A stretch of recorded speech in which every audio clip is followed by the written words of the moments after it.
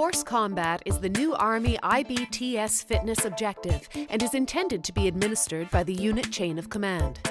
The 5-kilometer load-bearing march, alongside Force as a circuit, is collectively referred to as Force Combat and will provide the Canadian Army with an invaluable resource to assist members in preparing for combat operations.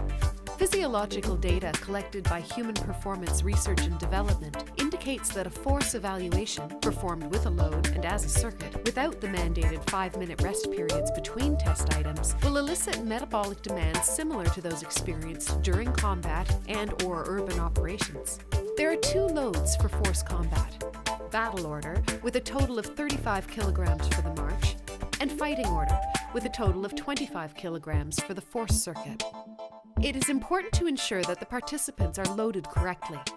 Our trials of over 100 Canadian Army members indicate that 9 out of 10 participants will come improperly loaded, usually 3 to 4 kilograms under, for full fighting order and bag weight.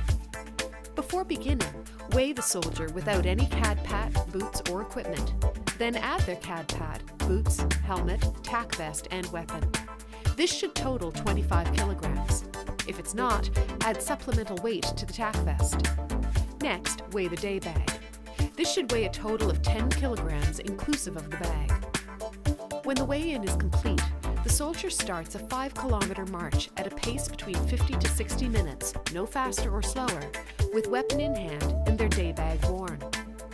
It's important to consider environmental conditions. At temperatures above the heat stress advisory, you should not attempt Force Combat. It is recommended that you perform Force Combat in the early morning to avoid hot, humid temperatures which could lead to heat stress or heat illness. Participants should also be allowed to drink freely throughout the march.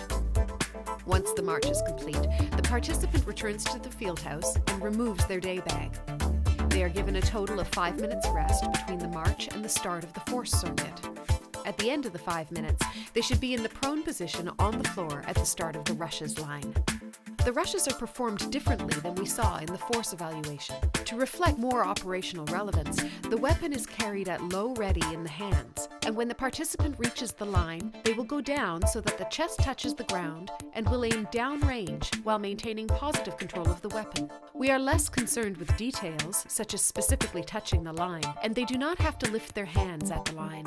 It is important to understand that the minimum timings for Force are not applicable to Force Combat.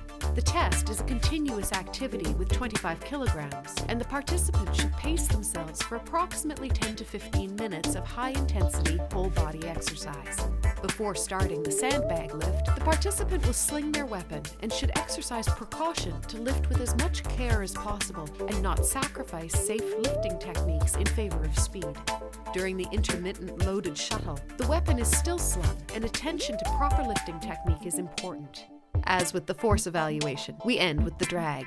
DFIT Human Performance Research and Development has performed multiple research trials to determine the aerobic demands of Force Combat and how well it represents performance in a generic urban ops simulation designed by the Canadian Army. The loads are predetermined by the Canadian Army and represent the minimum loads of fighting order and battle order for the lightest CAD pad and minimum amount of ammo and water. Our research trials in Petawawa demonstrated that you should attempt the circuit a few times to learn the test, and that by the 4th attempt, performance stabilizes.